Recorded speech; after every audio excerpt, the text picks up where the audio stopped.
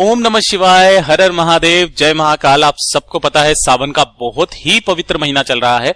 मेरे देव आदिदेव महादेव जी की कृपा सदैव आप भक्तों पर यूं ही बनी रहे और आपकी सारी मनोकामनाएं इसी सावन में पूरी जरूर हो, यही मैं महादेव जी से प्रार्थना करता हूं। देखिए, कल का दिन जो है बड़ा ही विशेष दिन है, बहुत विशेष दिन है। कल का दिन है प्रदोष का दिन और यह विशेष बन रहा है क्योंकि सावन माह की सबसे आखिरी प्रदोष भी पड़ रही है। छोटा सा उपाय करना है, आपका घर जो है वो खुशियों से भर जाएगा। आपकी चाहे कितनी भी बड़ी मनोकामना क्यों ना हो, पूरी जरूर होगी। मात्र आपको लेने होंगे 7 चावल के दाने और 1 बेलपत्र पर आपको चिपका देना होगा। कैसे करना है सब कुछ बताऊंगा। पूज्य गुरुजी की कथा से सुन करके और समझ करके बड़े अच्छे से समझाने की कोशिश करूंगा, परंतु उससे पहले आप सबसे एक छोटी सी गुजारिश को, जो लोग पहली बार आए हैं चैनल को सब्सक्राइब जरूर कीजिएगा और वीडियो को लाइक करके महादेव जी का कोई सा भी प्यारा नाम कमेंट बॉक्स में लिखना मत भूलिएगा। इस पूरे वीडियो के अंदर हम लोग 3 महा उपायों के बारे में बात करेंगे जो ना सिर्फ आपकी मनोकामनाओं की पूर्ति करेगा, आपके घर में खुशहाली लाएगा, आपके बाल बच्चों के लिए, जितनी भी मेरी माताएं बहनें इस वीडियो को सुन रही हैं, देख रही हैं, बाल बच्चों के लिए जरूर कीजिएगा। ठीक है, सबसे पहले बात कर लेते हैं पहले वाले उपाय की तरफ। एक एक करके सारे उपायों को ध्यान से सुनना। सबसे अंतिम उपाय जो होगा ना, वो आपकी चाहे कितनी भी बड़ी मनोकामना क्यों ना हो, पूरी जरूर होगी। ठीक है, सबसे पहले बात करते हैं पहले वाले उपाय की तरफ। देखिए, आपके परिवार में बाल बच्चे वगैरह सबके परिवार में होते हैं, लेकिन अगर आपके घर का कोई बच्चा है जो काफी ज्यादा शैतानी करता है, पढ़ाई लिखाई में ध्यान नहीं देता है या फिर हमेशा बीमार रहता है, ये वाला उपाय सिर्फ आपको अपने बच्चों के लिए करना है। पढ़ाई लिखाई नहीं करता है या फिर कुछ भी नहीं करता है, काफी ज्यादा चिड़चिड़ा है, गुस्सा बहुत ज्यादा करता है ना, बात नहीं सुनता है, अपशब्द बोलता है, तब मात्र आपको छोटा सा उपाय करना है। ठीक है ना, किस दिन करना है? केवल और केवल प्रदोष के दिन इस उपाय को करना है आपको। और किस समय करना है? प्रदोष काल के समय करना है। प्रदोष काल के समय आपको इस उपाय को करना है, शाम के समय पर। ठीक है, मात्र लेना होगा 1 बेलपत्र जो कहीं से भी खंडित ना हो। अगर ना मिले तो शिवलिंग से आप उठा लेना, उसे ही धोकर के वापस काम में ले सकते हो। ठीक है, 1 बेलपत्र लेना जो कहीं से भी खंडित ना हो, सुंदर सी, और थोड़ा सा लेना होगा आपको शहद। ठीक है ना, क्या लेना होगा? थोड़ा सा लेना है आपको शहद। शहद ज्यादा मात्रा में नहीं लेना है, थोड़ा सा बेलपत्र पर लगाने के लिए हल्की सी 1 या 2 बूंदे चाहिए होगी। ठीक है, इसी के साथ आपको लेना होगा 7 चावल के दाने, अक्षत। अब आप अक्षत जब बोला जाता है ना, तो ये चीज ध्यान रखना, वो चावल कहीं से भी खंडित नहीं होने चाहिए। तो आपको ऐसे 7 अक्षत के चावल के दाने आपको चुन लेने हैं। ठीक है ना, ये 3 चीजें हो गई, बेलपत्र, शहद और 7 चावल के दाने। इसी के साथ 1 लोटा लेना होगा आपको शुद्ध जल, है ना, शुद्ध जल लेना, और इन्हें लेकर के पहुंच जाना होगा कहां पर? बेलपत्र के पेड़ के पास। कब जाओगे? प्रदोष काल में, प्रदोष के दिन। मैं फिर बता रहा हूं, और किसी भी दिन इस उपाय को नहीं किया जाता है। ठीक है, जैसे ही आप यहां पर पहुंचोगे, आपको उत्तर दिशा यानी कि नॉर्थ डायरेक्शन की तरफ, माताएं बहनें या परिवार का कोई भी सदस्य जो अपने बच्चे के लिए कर रहा है, उत्तर दिशा की तरफ मुंह करके आपको खड़े हो जाना है। यहां पर खड़े होने के बाद आपको सबसे पहले 1 लोटा शुद्ध जल मेरे देव आदिदेव महादेव जी का स्मरण करते हुए, ओम नमः शिवाय, श्री शिवाय नमस्तुभ्यम का स्मरण करते हुए समर्पित करना है ना। समर्पित करने के पश्चात आपको एक काम करना है कि जो आपने 1 बेलपत्री ली है, इस 1 बेलपत्री की जो सबसे बड़ी वाली पत्ती है और जिसका चिकना हिस्सा है, भाई देखो 2 हिस्से होते हैं, एक तरफ चिकना, एक तरफ खुरदरा वाला, तो जो सीधा वाला हिस्सा है, चिकना वाला हिस्सा, इस बड़ी वाली बेलपत्र पर आपको लगानी होगी, ये वाली पत्ती पर शहद। ऐसे शहद लगाना कि थोड़ी सी, एक बिंदी नहीं लगानी है, पूरी की पूरी पत्ती पर आपको शहद लगाना है।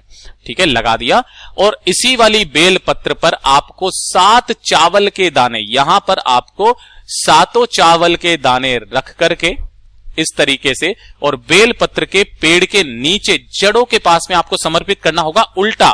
जब आप उल्टा समर्पित करेंगे तो ध्यान से सुनना, चावल गिरेंगे नहीं, क्योंकि आपने जो शहद लगाया है ना, वो उस पर चिपके हुए हैं। तो आपको उल्टा करके और यहां पर समर्पित करना है। डंडी रहेगी आपकी तरफ, बड़ी वाली पत्ती रहेगी किधर? पेड़ की तरफ। इस तरीके से आप समर्पित कर देना। किन महादेव जी के नाम से करोगे? सबसे ज्यादा महत्वपूर्ण है, तुम रुका महादेव जी के नाम से। तुम रुका महादेव जी के नाम से समर्पित करना। समर्पित करने के पश्चात अपने बच्चे का नाम और गोत्र बोलना, या उस व्यक्ति का नाम और गोत्र बोलना जो कि बहुत ज्यादा चिड़चिड़ा है, गुस्सा करता है, गलत रास्ते पर जा चुका है, गलत आदतों में पड़ चुका है, अपशब्द बोलता है, उसका नाम और गोत्र बोलना, और यही बोल करके, यही वाला उपाय करके वापस अपने घर की तरफ चले आ जाना है। मात्र ये छोटा सा उपाय आपके बच्चे को पढ़ाई में अव्वल बनाएगा, उसका चिड़चिड़ापन खत्म करेगा, उसका गुस्सा खत्म करेगा, वो सही रास्ते पर आ जाएगा, गलत रास्ते पर होगा तो, और वो आपका नाम भी रोशन करेगा। सिर्फ और सिर्फ प्रदोष के दिन, प्रदोष काल में ही इस उपाय को किया जाता है। ये हो गया पहला उपाय। अब बात कर लेते हैं दूसरे वाले उपाय की तरफ। ठीक है, देखिए दूसरा वाला उपाय किसके लिए है? आपकी मनोकामना पूर्ति के लिए होगा। आपकी चाहे कोई सी भी इच्छा क्यों ना हो, कोई कामना है, कोई मनोकामना है, कोई हृदय की बात है जो मेरा देव आदिदेव महादेव नहीं सुन रहा है, तो ये छोटा सा उपाय करना बहुत ही सुंदर सा सरल सा उपाय है। ध्यान से सुनिएगा। आपको लेनी होंगी इस तरीके से 5 बेलपत्र, है ना, 5 बेलपत्र लेना। थोड़ा सा लेना होगा आपको पीला चंदन, है ना, और थोड़ा सा लेना होगा गाय माता का घी। गाय का घी लेना है। आपको पता चल जाएगा कितना कितना लेना है। ठीक है, अब आपको सबसे पहले क्या करना है, जब भी प्रदोष का दिन आ जाए उसके सुबह के समय आपको यह काम करना है। सुबह या दिन में आपको यह वाला काम करना है। क्या करना है, जो आपने 5 बेलपत्री ली है, इनमें से 4 बेलपत्री को अलग रखना, 1 बेलपत्री को अलग रखना। इन चारों के ऊपर आपको लगाना होगा पीला चंदन।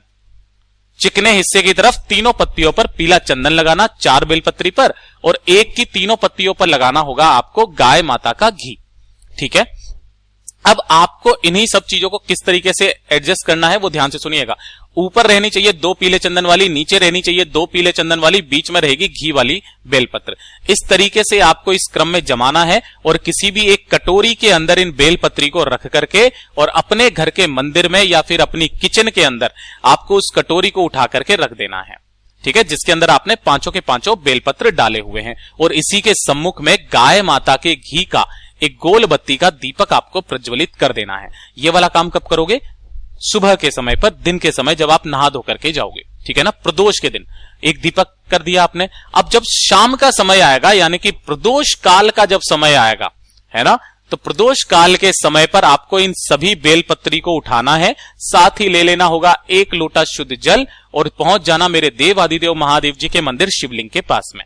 उत्तर दिशा यानी कि नॉर्थ डायरेक्शन की तरफ मुंह करके खड़े हो जाना, और सबसे पहले आपको एक एक करके वो सभी बेल पत्रियों को आपको शिवलिंग पर समर्पित करना होगा। ओम नमः शिवाय, श्री शिवाय नमस्तुभ्यम का स्मरण करते हुए कुछ इस तरीके से कि बड़ी वाली पत्ती रहेगी आपकी तरफ, और डंडी रहेगी माता अशोक सुंदरी की तरफ, जलाधारी की तरफ। ठीक है, जिस तरफ आपने चंदन और बेलपत्र पर आपने घी लगाया है वो नीचे की तरफ शिवलिंग से टच होना चाहिए। एक के ऊपर एक आपको इस तरीके से 5 बेलपत्रियां समर्पित कर देनी है, और उसके बाद 1 लोटा शुद्ध जल इन्हीं बेलपत्री के ऊपर आपको डाल देना होगा। ओम नमः शिवाय, श्री शिवाय नमस्तुभ्यम का स्मरण करते हुए। ठीक है, उसके बाद 2 मिनट यहां पर बैठना, महादेव जी का स्मरण करना, किसी भी मंत्र का स्मरण करना, अपना नाम और गोत्र बोलना, अपना नाम और गोत्र बोलना, और उस दिन का स्मरण करके, जिस दिन की प्रदोष पर आप इस उपाय को कर रहे हो, उस दिन की तिथि का और जो भी अभी नक्षत्र चल रहा है उसका स्मरण करते हुए अपनी मनोकामना मेरे देव आदिदेव महादेव जी से कह देना। ये वाला उपाय करने का 5 प्रदोष का क्रम होता है महाराज, लेकिन जैसे ही आप 2 प्रदोष भी कर लोगे ना, मेरा बाबा इतने में ही आपकी सुन लेगा। पूज्य गुरु जी का ये वाला उपाय बहुत ही ज्यादा खास और अचूक है, जरूर कीजिएगा। अब बात कर लेते हैं तीसरे वाले उपाय की तरफ। ये जो तीसरा वाला उपाय है, ये किन लोगों को करना है, सबसे पहले तो ध्यान से सुनना, समझने की कोशिश करना, है ना। कामनाएं अलग अलग तरीके की होती है। अगर आपका कोई काम है अटका हुआ है, मनोवांछित फल प्राप्त पाना चाहते हो, विवाह नहीं हो रही है, नौकरी नहीं लग रही है, रोग हो गया है, संपदा नहीं बढ़ रही है घर में, तो ये वाला उपाय आपको करना होगा प्रदोष के दिन। किस दिन करना है? प्रदोष के दिन, प्रदोष काल में, प्रदोष काल में शाम के समय पर। ठीक है, ध्यान से देखना। सुबह जाना चाहो तो सुबह भी जा सकते हो, कोई दिक्कत नहीं है। आपको लेनी होगी मात्र 1 बेलपत्र जो कहीं से भी खंडित ना हो। ठीक है, इसके अलावा लेना होगा 1 लोटा शुद्ध जल अपने घर का। ठीक है, इन दोनों को लेकर के पहुंचना कहां पर? बेलपत्र के पेड़ के पास। जैसे ही आप यहां पर पहुंचेंगे, उत्तर दिशा यानी कि नॉर्थ डायरेक्शन की तरफ मुंह करके आपको यहां पर बैठ जाना है। इस मुद्रा में बैठना है कि आप मंत्रोच्चारण की मुद्रा में जैसे बैठते हो। अपना दाहिना हाथ आगे रखना, और अपने इस दाहिने हाथ पर जो आपने 1 बेलपत्र लिया है उस एक बेलपत्र को ऐसे रखना है कि जो बड़ी वाली पत्ती होगी आपकी बीच वाली उंगली की तरफ होगी, दोनों पत्तियां ऐसे होगी और जो डंडी रहेगी वो आपके हथेली के बीचों बीच में होगी। ठीक है ना, इस तरीके से रखना और आपको 108 बार ओम नमः शिवाय, श्री शिवाय नमस्तुभ्यम, पंचाक्षरी मंत्र या षडाक्षरी मंत्र का यहीं पर बैठ करके स्मरण करना है।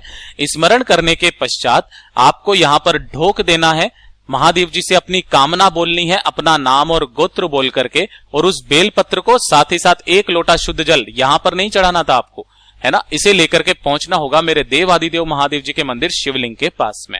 सबसे पहले उत्तर दिशा यानी कि नॉर्थ डायरेक्शन की तरफ मुंह करके खड़े हो जाना और एक बेलपत्र को देवादिदेव महादेव जी के शिवलिंग पर समर्पित करना कि पत्ती का मुख रहेगा आपकी तरफ, डंडी का मुख रहेगा जलाधारी के तरफ, जो चिकना वाला हिस्सा है वो रहेगा नीचे की तरफ, और 1 लोटा शुद्ध जल इसी बेलपत्र के ऊपर समर्पित कर देना कुंदकेश्वर महादेव जी के नाम से। कुंदकेश्वर महादेव जी के नाम से ओम नमः शिवाय, श्री शिवाय नमस्तुभ्यम का स्मरण करते हुए 2 मिनट यहां पर बैठना। बैठने के बाद अपना नाम और गोत्र बोलना, है ना, नाम और गोत्र बोल करके अपनी जो भी कामना है मेरे देवादिदेव महादेव जी से कह देना। जो भी मनोवांछित फल के लिए आप इस उपाय को कर रहे हो, चाहे विवाह के लिए, नौकरी के लिए, रोग के लिए, संपदा के लिए, आपको अपनी कामना यहां पर कह देना है और वापस अपने घर की तरफ चले आ जाना है। पूज्य गुरुजी ने बोला कि ज्यादा से ज्यादा 1 महीना, ज्यादा से ज्यादा 2 महीना आपकी मेरा बाबा भोलेनाथ जरूर सुनेगा, आपकी सारी मनोकामनाओं को पूरा जरूर करेगा। पूज्य गुरुजी के ये सभी उपाय बड़े ही बेहद ही खास और अचूक हैं, जरूर कीजिएगा। वीडियो पसंद आया हो तो लाइक जरूर करना, साथ ही साथ चैनल को सब्सक्राइब जरूर कीजिएगा।